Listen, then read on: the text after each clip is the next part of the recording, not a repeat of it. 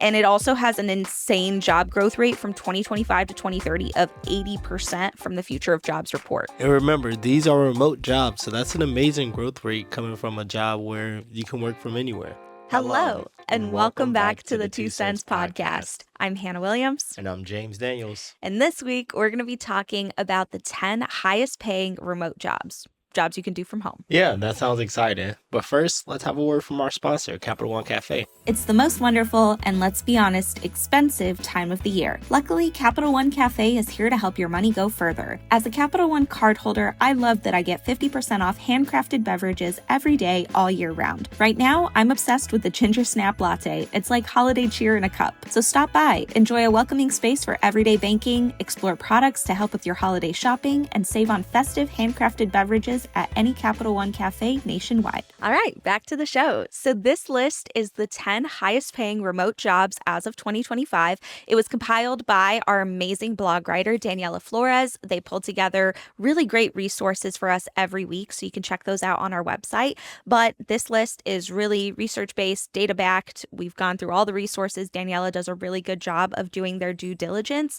But of course, we're going to include data from our own salary database. So once again, if we say, this is the recorded median, but this is the highest salary recorded in our database. If you're like, wait, why is that one lower than the median, which might happen? It's because we don't have that data. We don't have a higher salary data. So the good thing about our database is you can see where they work, their years of experience, and that information if they've shared it. But that's just a quick shout out that we're going to include both sources, but keep that in mind. Yeah, so let's get into the list. First, actually, before we get into the list, we're going to go from highest to lowest paid. So don't worry, we're not going to make you wait till the end of the episode to hear the highest paid. But I do want to do an honorable mention because there is a job that didn't make the list that I think probably didn't make it because there's just not enough data about it. It's a job that has really become more mainstream in the last 5 years. So there's not really a lot of sources out there, I think, tracking it per se. But we are that job, actually. Yeah. So the honorable mention is creators or influencers. Yeah, however you want to put it, but pretty much if you make money off of social media from, making videos and stuff like that. And depending on what kind of creator or influencer you are, but for the majority of them, I think the job can be done remotely. Depending on what you consider remote, because some of these do require you to go places as a creator, in order to do your job. Exactly. We are remote creators, but we can't do street interviews from home. We have to be out on the street. But the majority of our work, after we're done being on the street is done remotely. Yeah. There's also travel, though. So it's kind of like a little bit of both. Yeah, especially because right now this is work and we're on our couch. So depending on what type of creator you are, this is one of, I would say, probably the highest paying remote jobs you could do. I mean, we've been transparent about how much we've made. Our business has made in the last 2 years consecutively over $1 million. I think it was 1.6 million last year. We're on track to make about the same this year, I think. I haven't actually checked in on that yet, which is part of the joy. Things are going really good. We have our salaries set at $150,000 and $100,000 each. We could be making more, but I think, this is a little bit of a tangent, but I would say this might be a hot take, but the more you make as a creator, the less you make. And I don't mean taxes are taken out more. I have no problem with paying taxes in my fair share, but it's actually the other expenses that you have to account for, because to grow as a creator, you also have to see yourself somewhat as a business. And as a business, you need a lot of support. There's things that we are not experts at that we need to hire experts for, like accounting, legal services. Blog writer, that's why we hired Daniela. Yeah, exactly. So there's a lot that you need to pay people good money for. And so it definitely depletes how much you're making. So when people are like, oh, you're a millionaire, it's like, well, I'm almost there. Technically, what I own is worth $1 million, but I don't think we've pocketed $1 million. Yeah, definitely not. No, we'd probably have a nicer studio. We'll get there. All right, that was a solid tangent. Let's get into the list. So the number one job on the top 10 highest paying remote jobs is a product manager. The median salary is $159,000 a year, and the highest salary recorded in our salary database is $363,000 per year. Product managers often get confused with project managers, so don't confuse the two because their roles are very different.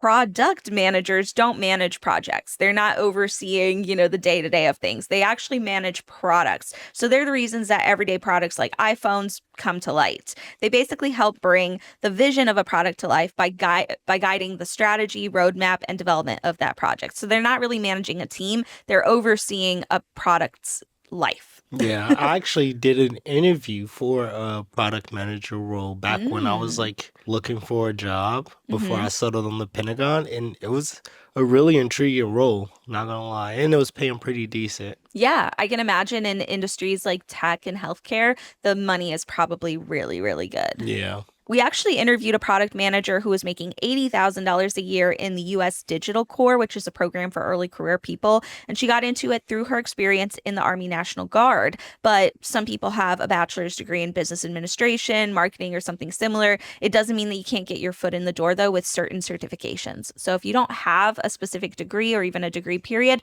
that doesn't mean that you cannot do this job. Yeah, honestly, because when I was doing the interview, they were definitely looking to hire me on, and I had no experience, or I thought I had no experience in managing products. But like from my background, they was like, that's definitely enough to be able to handle this job, especially at an entry level. Yeah, totally. And it's, bottom line, a job that can be done remotely. A lot of people do this job while traveling around the world because all you have to do is work from your computer. It's basically, working with tools like AHA, Jira, and Figma, and you just have to have skills in customer research and market analysis. So number two. Number two is a marketing manager. The median salary is actually exactly the same. It's about $159,000 per year, but we listed this as number two because based on other sources, including our salary database, the highest recorded salary there was $280,000 a year, and it veered slightly lower than the product manager. Yeah, that's 20 grand, but like, Yeah. yeah.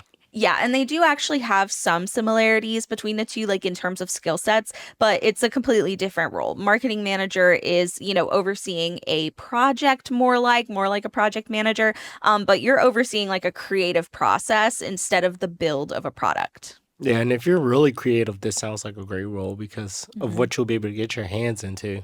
Yeah. And I mean, this is one that a lot of people have a degree in marketing or something similar in the business management field. You can have an associate's or a bachelor's degree in communication or marketing, but you can get started as well with courses, certifications, and work experience in either sales or marketing avenues. So if this is a calling for you, if you really like the creative side of things, if you like looking at advertisements and, trying to pick apart how they came to that conclusion, how that all came together, this could be a really good role for you. Yeah, and with the first role making about 300 remote, this one making like 280 remote, that's some pretty good money for remote jobs. Yeah, I mean, you can make that stretch. And speaking of remote, we actually interviewed a product marketing specialist who is making 50K. So not a, manager or specialist is probably more entry level, but they were from Canada and they were in San Francisco at the time. Like, do you remember this interview with Yeah, I this do. lady I right do. by the Golden Gate Bridge? Yeah. So I think she was on a work conference, but, it shows that you can travel and do this job at the same time. Yeah, go see the world while you're at work. So next on the list at number three is a software engineer. The median salary is $131,000 per year, but the highest salary recorded in our database is $450,000 a year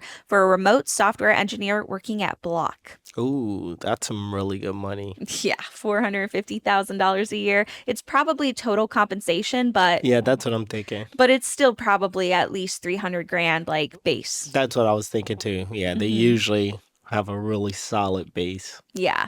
And obviously, we've talked ad nauseum about jobs like this and how you can break into them. You can get a degree, you can have a certificate, you can break into it through a workshop or a boot camp. It's pretty straightforward. You need to have skill sets in programming languages like Python, C++, and Java. But, with AI, you can learn these things a lot easier. And there is a conversation about whether or not AI would replace software engineers. From all the software engineers we've talked to, they say no. They say that they actually use it to help like check their work and improve their work, but it's not at the point where it would be replacing anyone. It might get there one day. I don't know. I can't predict the future, but right now I don't think it's smart enough. Oh yeah, definitely not. Just too many errors. I hmm think that if companies start relying on AI, we really got to start worrying about a lot more things than them taking a few jobs. Yeah, I mean, I won't discount that there have been many layoffs recently. So, that there is a lot of shakeup in the industry. But according to the BLS, the job growth rate through 2034 is 15%, which is a lot higher than I think the standard is like 3 to 6%. So there are software engineers that are still being hired. I wouldn't discount this career just based on the layoffs that have happened recently because everybody is going through layoffs. Yeah, and if you really want to get into it, I'd say go for it because there's a lot of different ways you can learn. I've seen Hmm. that there's like courses that are pretty much like games that teach you, Yeah. how to code. So, Yeah, I think it's a valuable skill set to have anyway. Like if you're interested in programming and you want to give it a try, you might find out that you really enjoy it and then you can apply it to a specific niche or discipline that you really like. Like software engineering can be done for anything. I wish I had that skill set. okay, enough about software engineers. Enough about software. Unfortunately, we're talking about engineers again. But number 4 is a machine learning engineer. The median salary is $131,000 per year, and the highest salary recorded in our salary database is $140,000 a year. Right on par. Yeah, machine learning engineers are really similar to data scientists. They both work with data to build predictive models, but machine learning engineers focus more on deploying and optimizing these models in production systems. So they need to know similar programming languages to data scientists and software engineers like Python and Java, but you have to have an expertise in machine learning frameworks like TensorFlow and I'm going to get this wrong, scikit-learn or Ski-kit-learn? Ski-kit-learn? No, it's SCIKIT learn. I don't know what that means. I'm not a machine learning Yeah. engineer, but if you want to be, that is probably something you should learn. And then what would you need for this? Like a degree or? Yeah, you would definitely need a bachelor's degree in computer science, mathematics, data science, or a related field, although our research has shown that you can get started with courses and certifications and then build on that. And it also has an insane job growth rate from 2025 to 2030 of 80% from the Future of Jobs report. That is insane. Yeah, that is a good one. And remember, these are remote jobs, so that's an amazing growth rate coming from a job where you can work from anywhere. Yeah, it's interesting. There is a huge conversation about remote jobs going down and that there are companies that are, demanding that you come back to the office. It's true. But there are some companies that are going in the opposite direction and really leaning into allowing their workers to have more freedom. And there's also specific roles like these that allow for those freedoms. So some companies might not be 100% remote, but these jobs will be. So we're going to talk more about the companies that are hiring remote workers at the end of this.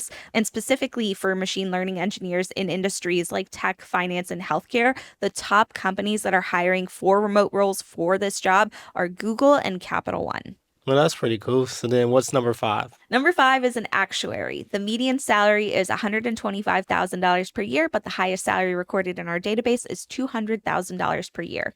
This one's also a job that is very easy to be done remotely. It's working from your computer. You're basically analyzing data. Lots of tech jobs here. Yeah, didn't we have jobs. an actuary in our We last did. one? An actuarial analyst. Yeah, an actual person. Yeah, in our last episode, which was the highest low stress jobs, Yeah, highest so paying low stress jobs. they are 2 for 2 so far. I might actually look into becoming an actuary. Yeah, so if you also want to become an actuary, a little bit more about the job is, like I said, they're similar to data scientists. They're both analyzing data, but instead of focusing on trends and insights, actuaries focus on forecasting future events and determining financial impact. In addition to data analysis, their core skills include probability and statistics and financial mathematics. So you should probably gain some skills using tools like Excel, SQL, R, and Python.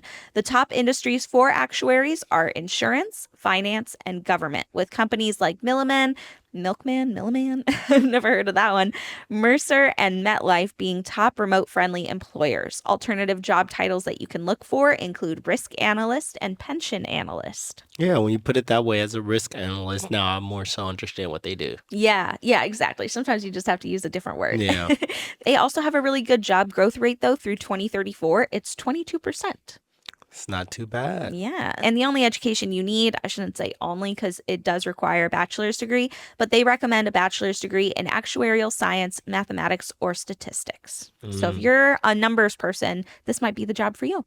Yeah, and it's remote and less stress. Yeah. And I think also one of the happiest jobs that Yeah. we did. All right. Number 6 on the list is a program manager. The median salary is $122,000 per year, and the highest salary recorded in our salary database was $275,000 a year.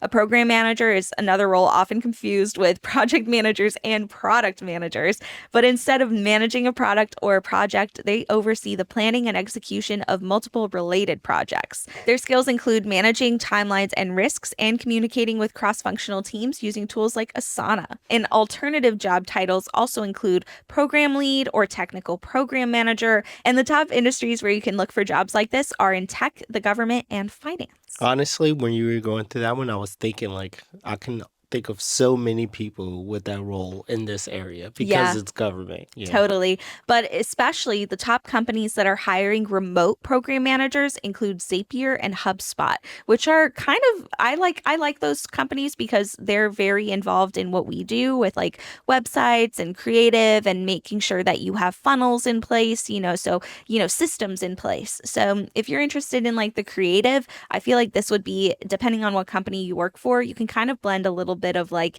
management with creative, but it sounds like a really fun job. Yeah, it definitely does. And the job growth rate is also pretty good. Through 2034, it's 8%. And the only education you need, you can get started with courses and certifications as well, but it's probably recommended to have a bachelor's degree of any type. I'm sure that you could, even if it's non-related, like not business administration or a similar area, you could find a way to pivot the education you have and make it work for whatever job you want by backing it up with courses and certifications.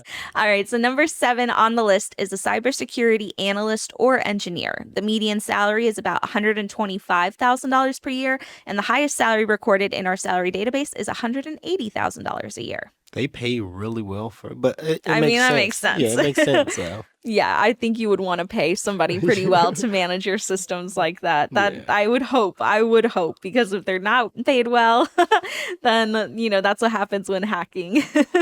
Right. Someone was not well paid. Somebody's not getting enough bread. Yeah.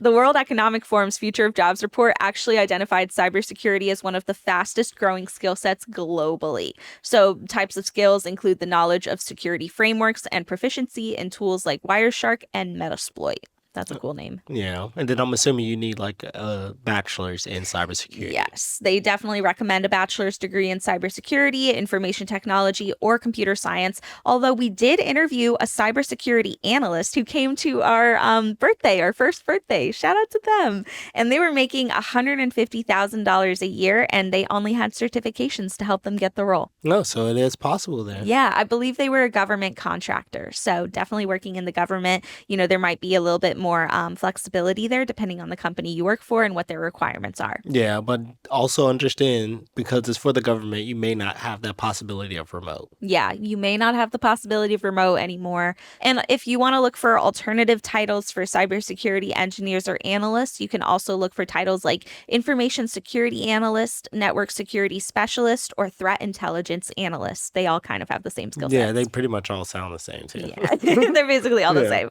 But the job growth rate through 2034 is also 29%, which is excellent. Yeah, that's pretty good. Yeah. All right, number 8 on the list is a data scientist. Again. Again. I know I'm getting kind of tired of this job, but I love that like a lot of people have been intrigued by it. But at the same time, I'm also like, if a lot of people are looking to change their jobs, that means a lot of people hate their jobs. So it's like two-sided. Yeah. I'm sorry if you hate your job.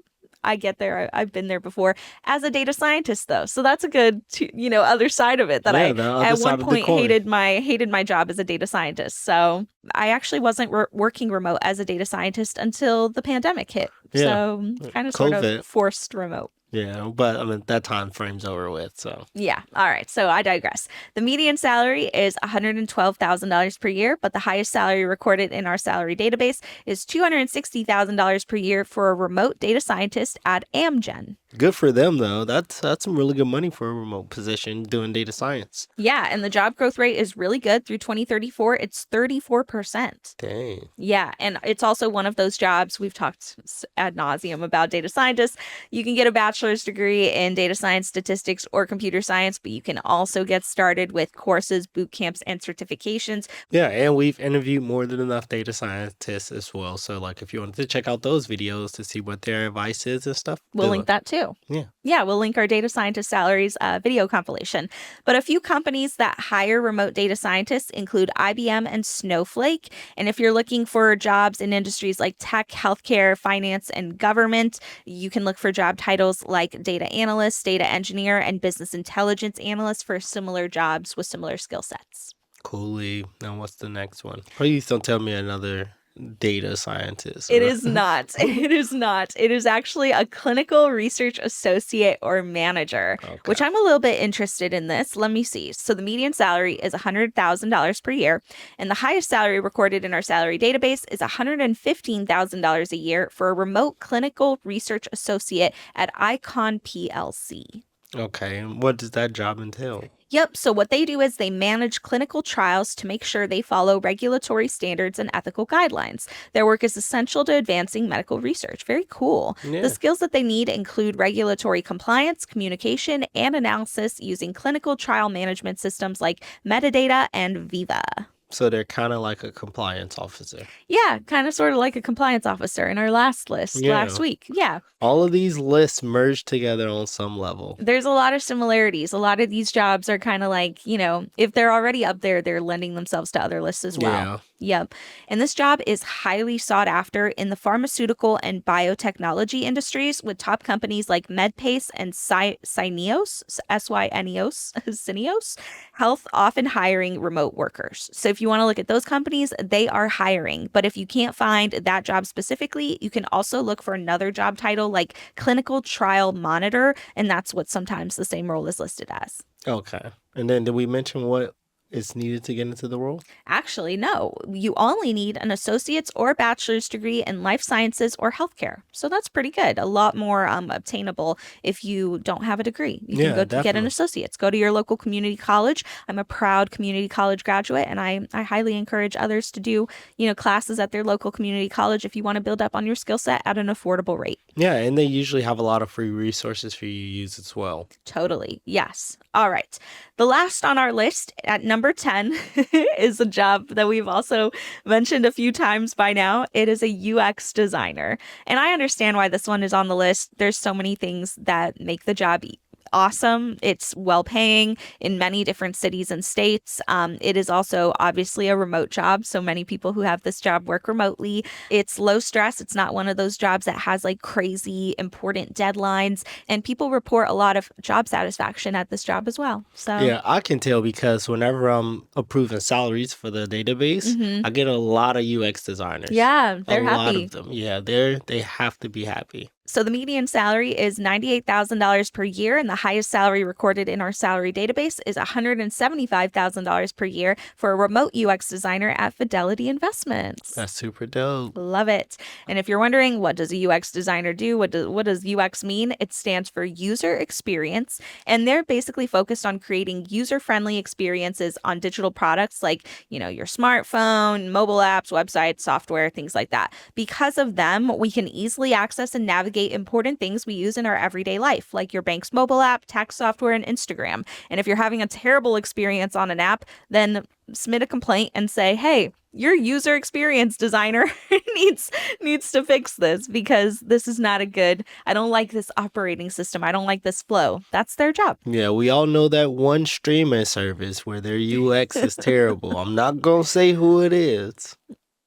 But we know. Their UX designer needs a raise, is what that means. They're rebelling. Yeah, definitely. They have to be rebelling to have such trash UX. But the key skills required to do this job include user research and interaction design using tools like Figma, Sketch, and Adobe XD. And also, these skills are in high demand across tech, e-commerce, healthcare, fintech, and education, lots of different industries. Yeah. And the companies that often hire UX designers remotely include Atlassian and Automatic, under alternative job titles like product designer and user researcher or UX researcher. And then, like, what are some of the things that you need to get into the role? So, if the education needed is an associate's or bachelor's degree in human computer interaction or HCI, computer science, graphic design, but many also break in through courses, certifications, and building a strong portfolio. We actually interviewed a UX designer in DC at Thanksgiving in 2023, and he was making $185,000 a year in New York, and he got started through a free program at a community college. There you go. See, it definitely works. All right, we made it through the list. Let's get through a really quick list of companies that hire remote workers. These are some of the top employers for remote jobs. They're remote friendly or remote first. So just going to run through this list really quickly. If you're looking for a remote job, definitely check out careers at these companies. We've got GitLab, Automatic, Zapier, Doist, TopToll, Shopify, GitHub, HubSpot, Pinterest, Cisco, IBM, AHA, Basecamp, CrowdStrike, Google, Trello or Atlassian, Cerebral, Teladoc Health, MetLife, Stripe, Mozilla, Dropbox, and Remote.com. Obviously. Yeah, that makes a lot of sense. A lot of those we know too. So they also have really good work policy and culture. So, definitely check them out. If you're looking for remote jobs, start with that list. And if you want to learn more about those companies, obviously we're going to have linked this article in the description. So be sure to read the full article for all the details that we may have missed. They're definitely in the article, of course. Yeah. And if you do work at those companies, please let us know what your experience is like. We'd love to know more about how well they're paying you, if they are, and then how's the treatment. Yeah, let us know if you work remotely. Let us know what your job is, what your 2 cents are on working remote. A lot of workers we've talked to recently have been asked to return to the office, and it seems like a lot of that frustration has died down, which is, understandable. You can only fight the fight so long before, it gets the fire gets burned out. So I really wonder how those workers are feeling now after being back in the office for several months. Do they feel differently? Do you feel differently if you're one of those workers about being back in the office? Do you still wish you were working remotely? And what are things that you're noticing now in your office related to the return to office? And as always, thank you guys for listening. We really appreciate you tuning in to listen to us yap for a little bit. So as always, drop your 2 cents in the comments below, and thank you for listening to ours. Yeah, we'll see you next week. Bye. Bye.